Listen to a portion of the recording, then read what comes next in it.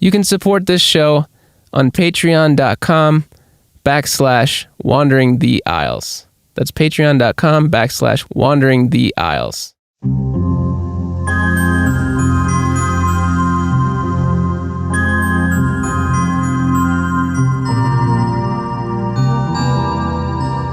At first I had notions of how I could be this great transformer of gang culture on the northwest side of Chicago and really fulfill my calling. But that was mostly about me and my calling. And I remember I was in the car with this guy, young man named Julio, and he said, "Yeah, there's only one problem." And I said, "What's that?" And he said, "You white." He said, you're not gonna get through to these kids, dude. Thanks for trying. But so I stuck around nevertheless and looked like an idiot, didn't know what I was doing. But it turned out that's all they wanted, was just for me to stay.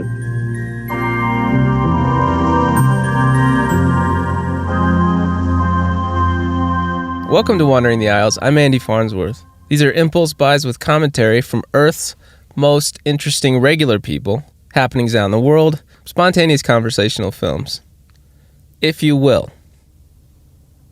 If you're just tuning in, this is another of a non-standard sort of Wandering the Aisles, a non-aisle-based Wandering the Aisles. I've done a couple mini episodes just because I thought they were really important given... Well, I don't know, let's call it an awakening that's happening right now. I've been fortunate enough to have some really just activated people in my life. You heard Drew Dowdy the other day. And then today, I got the truck still running. Can you hear it? I'm recording with the truck running. I just realized I'm exhausted. Are you? It's Monday. I guess that happens on Monday.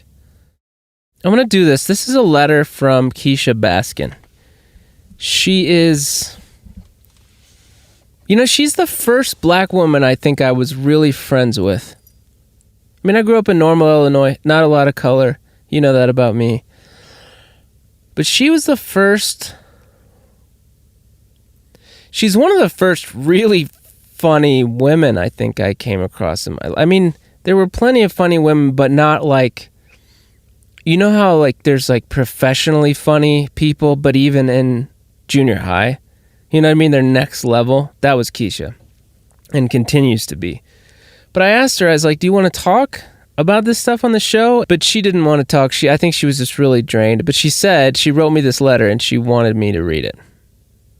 And I don't know that I can do this. I can't imitate Kisha. You'd have to picture me, but black, and a woman, and with 20 times more energy. She says, "My buddy, hello Andy. I hope you're well, safe, and full of awesomeness and resilience, as you've always been. You won't believe through the decades of my departure from Bloomington Normal how often my sister, best friend Nicole, and I reminisce on our funniest memory of you at Four Seasons running through the track yelling, 'Turn on the gravity.'"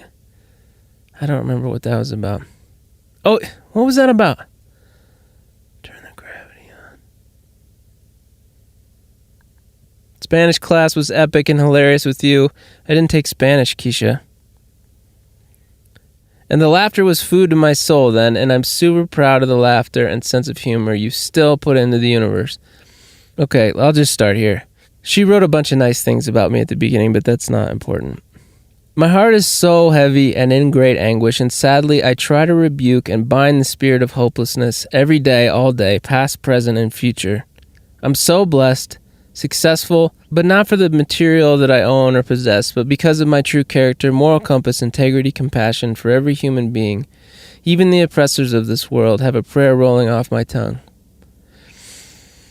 My perspective might differ from others because of the circle of diverse people I've encountered or interact with. Some races have never even interacted on a certain level with other races, which may make identifying or even trying to sympathize or empathize with people of color. I want to thank you for including me. You are welcome to relay any part of these written sentiments. I'm such an extroverted introvert. Something you would never suspect is my phobia of microphones, crowds, large venues / groups, of people and even small ones. Even my daily Zoom meetings make my anxiety rise. My plate is so full, but with an empty cup and a super heavy, angry, fearful heart. However I can help you, count me in. She says, I also understand that everyone expresses their hurt, pain, disappointments, and anger in different ways. I do believe in freedom of speech and freedom of expression, but unfair treatment of others and destruction of property and loss of life as a means to get your point across infuriates me. Recently, in my own town, a 22-year-old young man lost his life during the protest. Totally unacceptable. The man was not charged, and it was deemed self-defense. Please go through my page and watch some of the tidbits of info behind that. Her name is Kisha Baskin, if you want to look her up.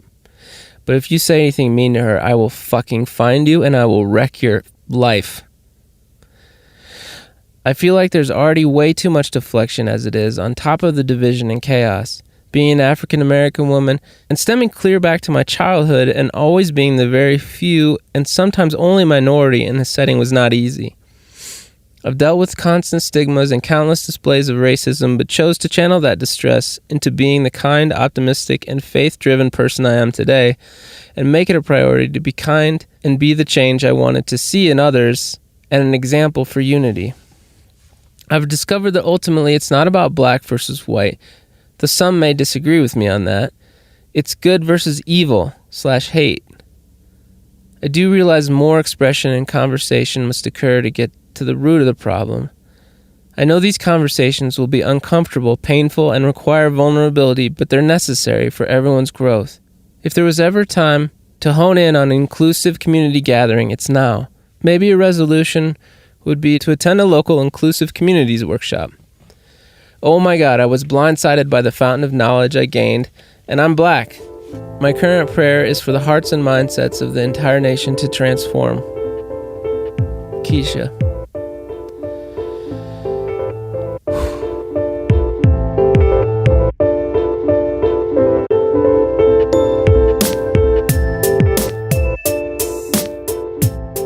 Pastor James Dollins is my guest today, collaborator. You will notice this episode is still rated explicit, and you would think a clergy member would shy away from my often filthy lexicon and subject matter, but not so with Pastor James. I'll just say this conversation it'll surprise the hell out of you. That's no pun intended. No pun intended. I don't do puns, and I just did, and evidently that's what we're doing because I'm extremely alone. So I'm not really looking for a relationship anymore, so I guess I'm just going to do puns now and not brush my teeth. There's just nobody like this guy. He's a socially progressive, super insightful, startlingly non-shamey, compassionate, and super funny Methodist minister in Anaheim, California. It's a city which is 55% Hispanic or Latino, 24% white alone, 50% Asian alone, and only 3% African American or black. The demographic it's not by any means predominantly white. It's a mix like you don't get in a lot of areas in the country. I don't know why I'm doing demographic information. It seems relevant today, though. I'm a little tentative about this one. Not because it's not important for white people to speak right now. I mostly just don't want to post this picture of my cousin in his church outfit. Because he looks like the pastor on The Simpsons. But that won't hurt his feelings. He's amazing. He's hilarious. And boy, The Simpsons would have cleaned up their act. I will tell you that. If Pastor James was the pastor on The Simpsons, I don't know that. I think The Simpsons there would be a lot of helping and a lot of listening. That's what The Simpsons would be if he was the pastor. I'm getting a little familiar because this is my cousin. James Dollins is my cousin. Pastor James. Here we go. Let's get going. God damn it. How do I keep doing these 8-minute introductions? Oh, guy just walked by. I'm yelling into a microphone in my truck. All right. Okay, let's get going. I am a Methodist minister in Southern California. Can you say it again without the big sigh?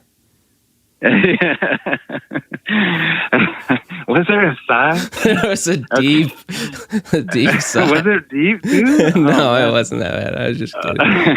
I am a Methodist minister in Southern California, and a father and a husband and some other things as well. And an author. You wrote a really great book. The Outing, right? It's called The Outing? Yeah. And what's it about?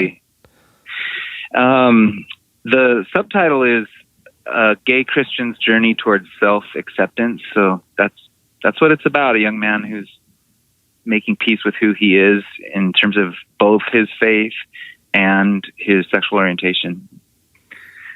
I have no idea what I want to talk to you about, other than I have some idea, but I hope maybe we can find our way there. You know, the easy question would be like, well, you're a minister. What do you want to offer to people of faith about, you know, how they can be of use right now? But it's not a valid question. But I mean, what do you think the question should be?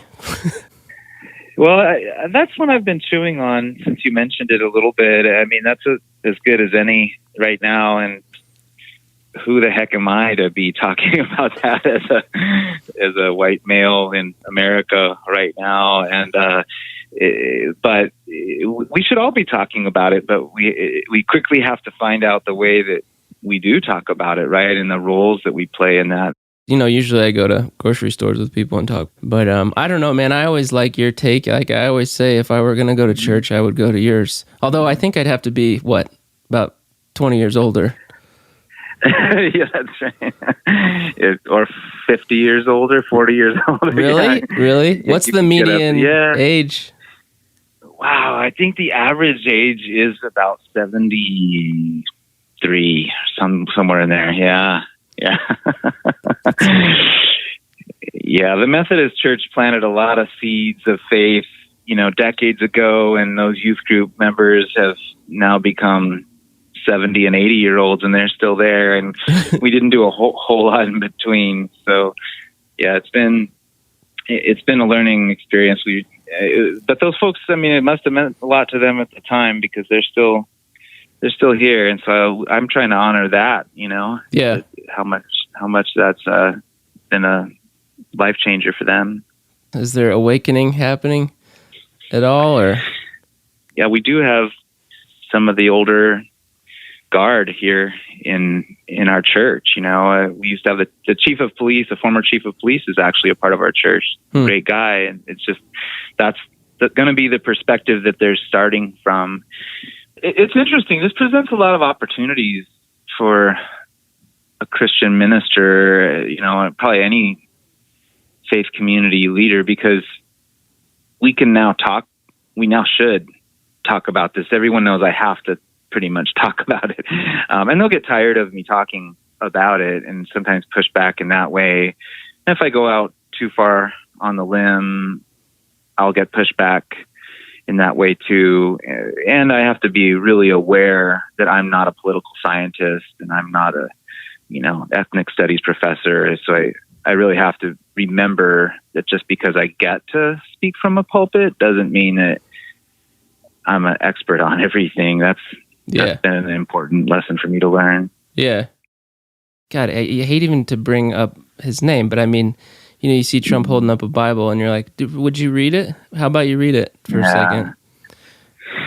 Yeah, that's why that was really tough for a lot of Christians to see that, because he hasn't shown the prayer life, the devotional life that kind of supports that gesture. And I was really impressed by the Archbishop of that area, who said, yeah, it'd be one thing if he attended there and if he went there that day to pray or something like that, but he just used our church for a photo op, which thankfully she spoke up against that. You know, we don't want to just stage that kind of thing. So I was impressed by how she responded.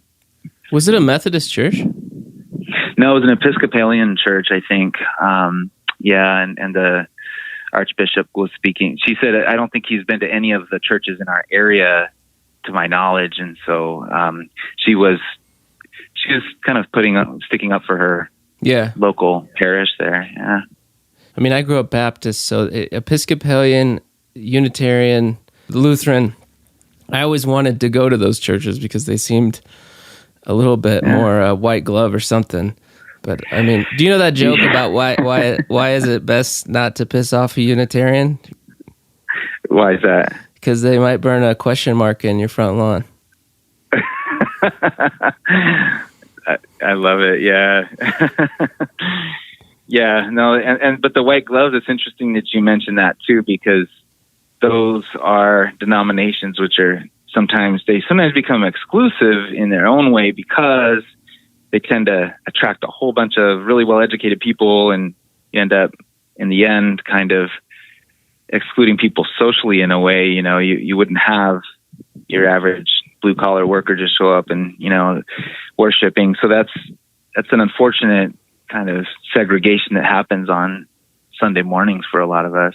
Yeah, when I'm reaching out to you, I'm thinking of who's going to listen to this. I'm like, you know what? This is just the echo chamber. I mean, the people that are going to listen they're white, educated for the most part. I mean, I don't know that the demographic matches, the demographic of the country. And I mean, I wish it did, but I'm just going to keep doing my best. But it's just the people that you want to hear, they, yeah, I guess you can't get anyone to hear, their hearts got to open up. And I mean, I can't do that, but I guess I feel like I've got all these great people in my life, and I have a little bit of a mic and a platform now, so I want to let them hear some other voices, and yours is certainly one of them. I always like talking to you, and likewise, Andy, definitely.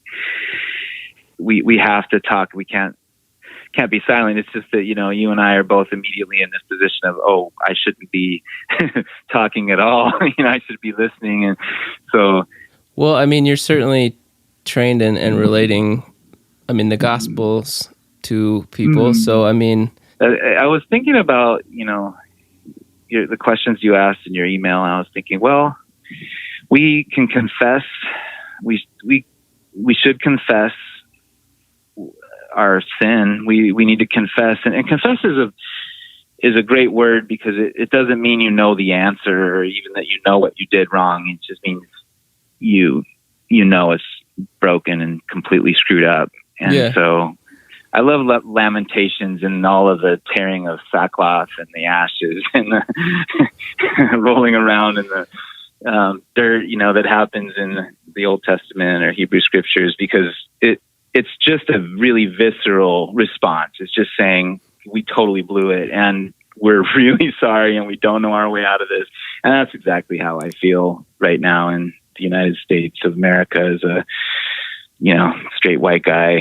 I feel like we clearly are off the rails here. And so it's time to say, we don't know what we're doing. Imagine getting to the point where you realize you fucked up so bad that you're tearing your clothes. I'm trying to picture it right now. Like, this shirt is, it's not even that great. It's a Hanes shirt. I could tear it, I guess. But yeah, I would join you. We could do it together, man. If I had the guts, we would just do a remote shirt tear. I don't know. I love this shirt, though. I guess I can sew on buttons. Oh, man. Maybe that's the root of the problem. But you did bring up the concept of sin, which nobody in our culture really likes to talk about. You're not going to see that on social media. But, if there is no... At least in that framework, there's an understanding of, I fucked up. I need forgiveness. There is no way out of stuff like this without forgiveness. Yeah. And I think people, there's so much shaming and like cancel culture stuff going on that it's like nobody gets to see the process of reconciliation. I think people immediately seem to go to forgiveness being letting people off the hook. And I don't know. No, that's not what it means, is it? It just means finding some way to live with yourself, and unloading that. I heard this morning from I think it was a rabbi. I was on the radio just for a little bit, didn't quite catch the source, but who was saying that confession for them is always corporate. It's always collective. It's we screwed up, we blew it. And I think this is as close as we've come to that as a society. It's rather beautiful in a way when you see this many people on the street saying this is completely messed up, and then you see a few of the cops actually admitting it.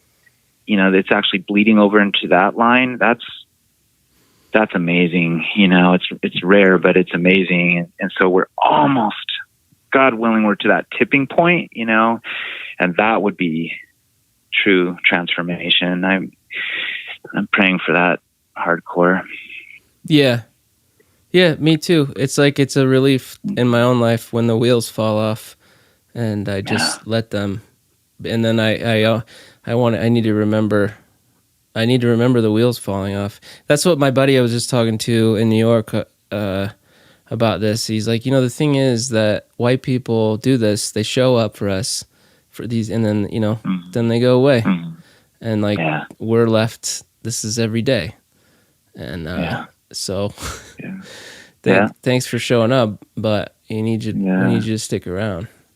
We need to build relationships, and when I was in Chicago, people were like, "You need to meet our leaders. You need to meet our activists and let them lead, and just walk behind them." And that was fun because then I don't have to think about leading anymore.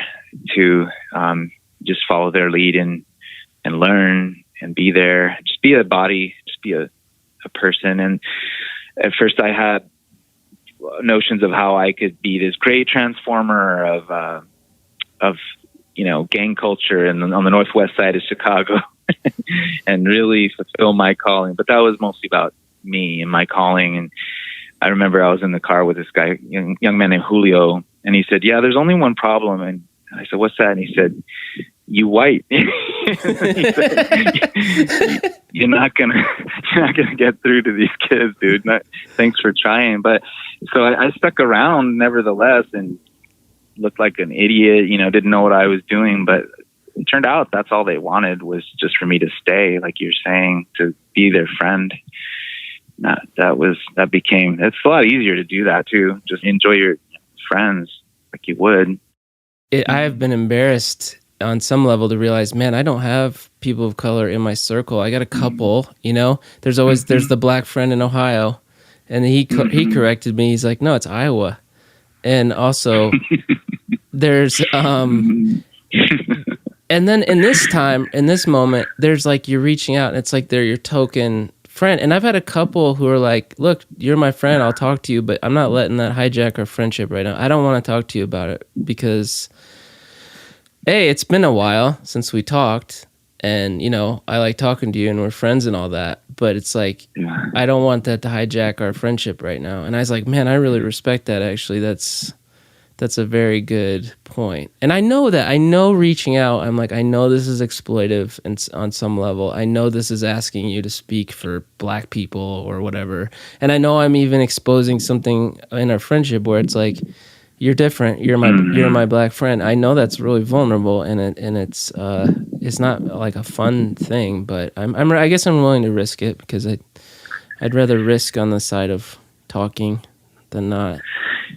Yeah, no, I love that. When in doubt, just try it, and then be willing to make that mistake. And look like a fool. But I guess it depends on how we come in. If we come in to a conversation like that, acting like we know anything, it's rough. I think we go in with a question mark instead of a period, and then at least they can say yes or no to that question mark. But come in with I gotta learn to come in with be ready for some hostility, dude.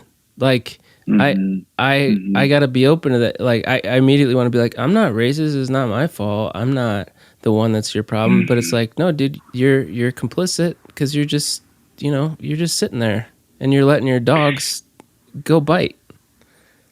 Yeah. No, that's you're teaching me something there that, there needs to be an openness to, I'll take it if you need to, if you need to point, or if I need to have something pointed out in me, I'm now ready to do that. Maybe that readiness to hear hostility, blame that's rightly placed. That's it. You've got to have that openness too. I need to show up to these protests and I need to get out there, but I need to do it not as a leader. I need to be just in a support role. And as a student, I need to be a support role guy and a student of whatever I need to learn. And as long as I kind of know my place in that stage, I'm going to be, people are going to be, I think, happy to see me out at the protests wearing my collar. I knew that people would start in a place where they wouldn't necessarily want a pastor or a priest around. They were angry, and I look a lot like what they're angry at. The institutions, white people, older people, and so that's exactly why I didn't want to listen to the people who are warning me against that, because I have to go. I have to build that bridge in Anaheim, because that's where the division is here, and thankfully people were cool to me. They were all respectful. We had like 2,000 to 3,000 people there, like Latinos, mostly Latino young people, and quite a few African American folks, but just a handful of white people. And so it was, when I was there, Andy, it was so fun to watch people's expressions going from like, what the heck are you doing here, to like, okay, we'll let you stand there. And that progress right there is beautiful. I was out there with some folks and we were yelling George Floyd's name at the top of our lungs. And I was almost in tears, because it was all young folks. We were walking down Harbor Boulevard in Anaheim, going from the park down towards City Hall. I'll be honest, I did peel off a little bit early, because City Hall was supposed to be the tear gas place. And, people are saying, bring the goggles and all that stuff. And so, I didn't really sign up for that whole part, but I did hang in there long enough to be part of that march that took up the whole street. And just to see the diversity out there and to be shouting at the top of our lungs, I really became kind of emotional. People were like looking at me in the eyes, like, are you here because you want to be here? What is your intention? And all I could do is just smile behind my mask, I guess, and be like, this is where I want to be. And later they'd be satisfied and go back to their own thing. But there's something meaningful to that. I'm really glad I showed up. I was scared to do it, but at the beginning people were warning me that I shouldn't do it and all that stuff. But it's where I needed to be. I'm really grateful for that day. One, it does bring, I think about this all the time with the mask on. It's like, if I'm smiling with a mask on, does it really count? I guess this is just for me, Well, I've got these crow's feet in my eyes. Yeah. So I think that helps me out. Yeah. Like, he's probably smiling because that's a lot of wrinkles right there. I try to really get those crow's feet. Me too. Working. Yeah. Yeah. So I think, and the eye contact and the connection, it was pretty cool. There was this very tall African American guy walking down the street with us with his camera, and he heard some of us shouting, and he turned around and took a picture of me and a few other people, and then went back to his walking. And I thought, well, maybe that makes him happy to see the range of, see an older white guy out here too, so that's the best I can do. Yeah. And I mean, you're in a double, this is like, I hear this a lot when we talk, is like, there's a double, there's at least 2 or 3 different identities you have to wrestle with if you're a minister. And I'm sure even more that I don't even know, which is like, I'm just a guy. I just want to be a guy sometimes, out doing my thing, but I'm also this, publicly. Yeah. And, You represent something. It's a trip, man. I never wear that collar just to like, get into hospitals when I'm afraid they're going to turn me away, or do a couple times into jails and stuff like that, where you want to communicate real quickly, a few things, but yeah, you realize they don't know me. They see what I represent. It's a trip, to wear that. I'm wondering, how are you just right now? How are things? I'm tired. Yeah, I'm tired and a little bit bewildered and overwhelmed, and I don't have words for everything, but those things are actually, I'm realizing, a luxury to stop and breathe, Not everybody has that. So tired by the conflict and what's tiring you out, Andy? It's internal stuff. To be honest, it's very selfish. It's a lot of I don't matter. I mean, I'm tired by my own constant pinging away at how much I matter. Really the gist of it is, does my smile matter behind my mask? That's the gist of everything I'm struggling with. So that's exhausting. I'm exhausting myself. Yeah, but we're all doing it. Yeah, and that question, like, how are you doing? In a way, I'm doing better than I used to be, because I get that way when I'm with other people and can't get what I need from making everyone else happy, and so that for me, this whole COVID-19 and coronavirus thing has been just a real desert and quiet time where I've been forced not to seek that self-worth in the opinions of other people, because they're not here to even offer that, So yeah, it's crazy. It's almost the opposite of what you're talking about, but for me, it's forced me to be honest about what makes me valuable to myself, and to get my own nourishment from my own roots. That's been something too. I mean, I'm a father, and the other day I got into it with my son about something, and I realized I was just giving him a bunch of unwanted advice. And I'm like, why do I do that? And it's because I am vicariously living through him once again and hoping he doesn't make my mistakes. And it's all this egocentric stuff that I'm projecting onto him. And, just mind your own business, James. Like that's what I learned from that. I woke up early morning really upset about how I had upset him so much, because he's home from college and everything. And just had a real quiet 4 a.m. session to think about that. And I realized I got to honor his growth, honor his roots, and get my own roots down deeper, aim them deeper into the soil, instead of aiming over to the shallower, his turf, and becoming more shallow in the process. That was a good revelation for me. I'm just trying to keep that going. It's got to be hard, man. As a dad, I can't even imagine. I mean, I always say, like, I've had to learn to allow other people to have the dignity of their own suffering.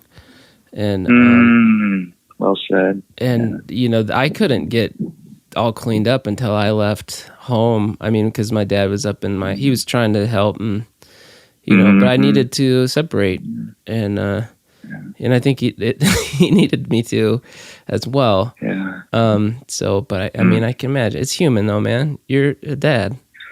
You're supposed to fuck up. Yeah, I get it. Well, and I do, in space. And that's so hard to acknowledge. Like, as a parent, you're supposed to do it wrong. Yeah. What? That's such a ridiculous thing to say.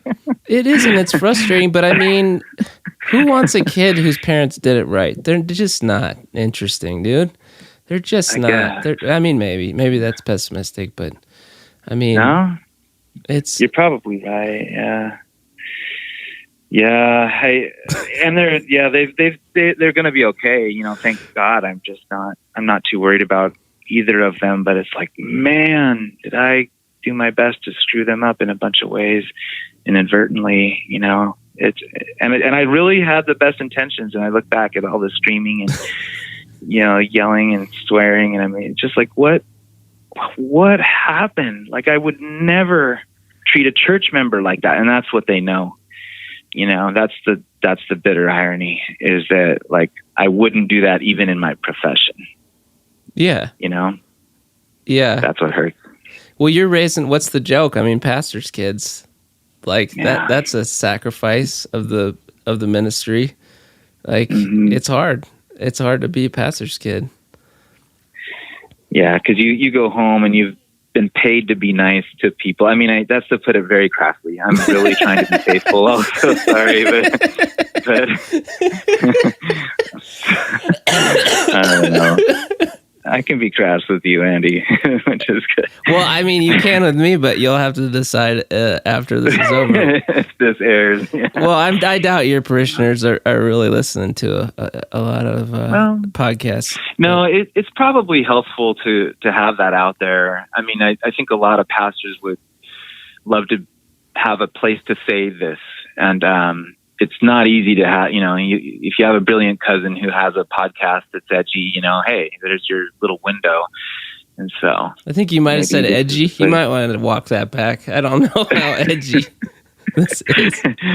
I think you use a swear word here and there. Oh, so yeah. In my world, that's pretty edgy. So. And it's funny, I don't listen back to these. I listen while I'm editing, but once they're out, I rarely listen back because, I mean, I hear them and I'm like, whoa.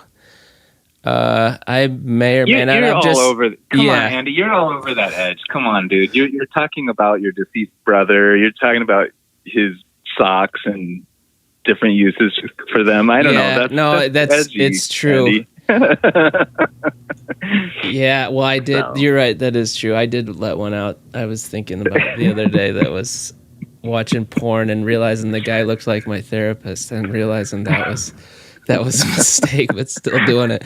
But anyway, yeah, you're right. I guess I'm a little bit edgy, but I'm the same way though. I feel like my whole life I learned there was this kid named DJ growing up who I think we were in like 6th grade, and I remember him telling everybody that he masturbated, and it was like there was this. I mean, in 6th grade, it was like, whoa, you're gonna tell everybody this? You're really gonna? And he got so much, like he became a god among us. Yeah. Like he was just this free spirit. And I learned in that moment, I'm like, oh, you get rewarded for aggressive self-disclosure.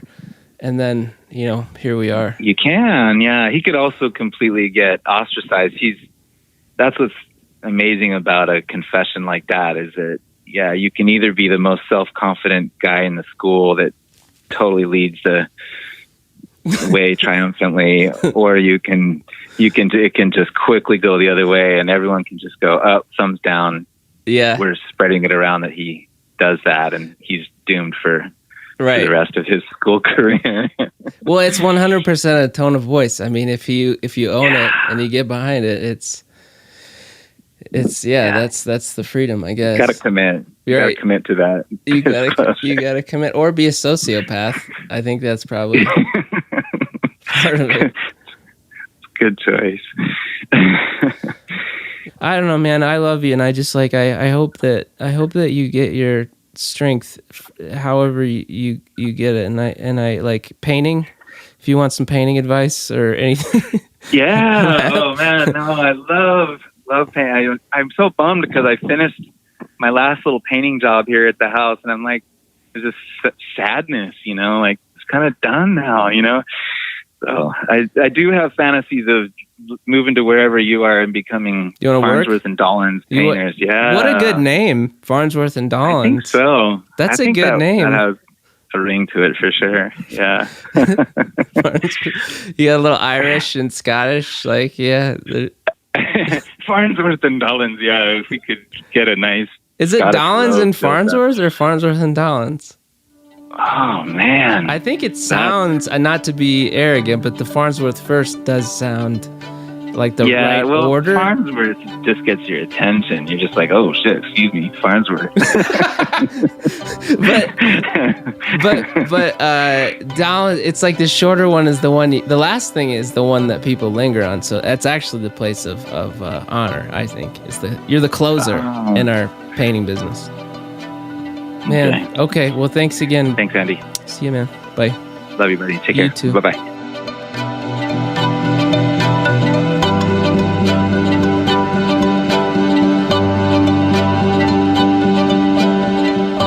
That's the show. And that's my amazing cousin and friend and my first skateboarding hero, Pastor James Dollins. Growing up, though, the guy was basically the spirit of California to me.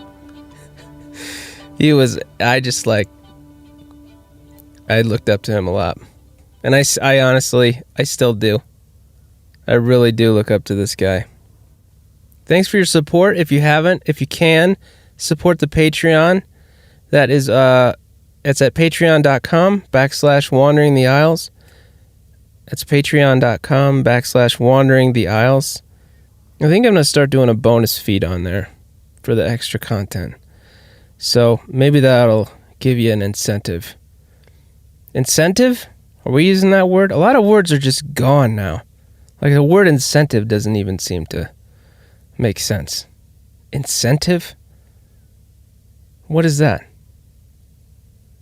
How do you use a word like incentive when everything's on fire and people are dying of some mysterious illness that people seem to think just stopped? Anyway, patreon.com/wandering the aisles. I need to eat. What are you having? Do you know what I'm going to have? I'm doing this low carb thing, so I'm going to have a thing of Parmesan, like with the triangular wedge.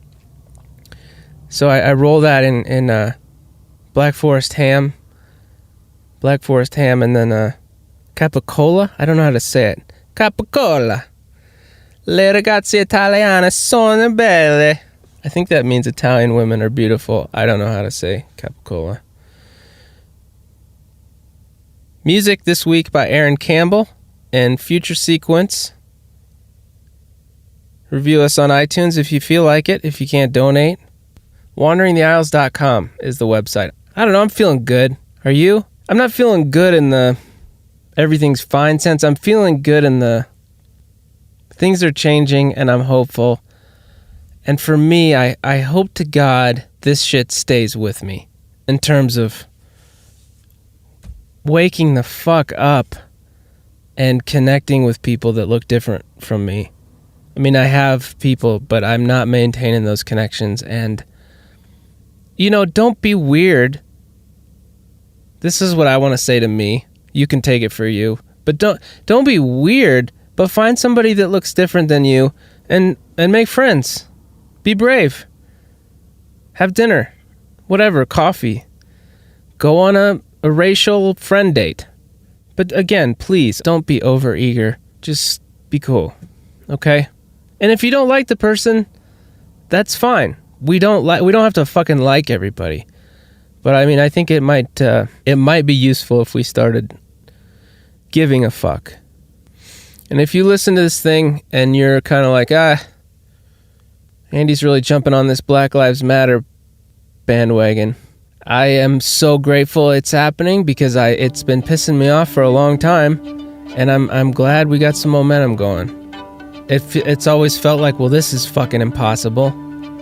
I can't do anything to change. It's not my place. I mean, I've always known the black, brown, Asian, whatever your thing is. I've always known that they're playing with a different deck, and yet I just sort of look the other way. I mean, and just go about my life, and that is one day at a time, right? Change one day at a time. I've learned that from the program, so hopefully that's probably the same. Let's say that's the same with this kind of stuff.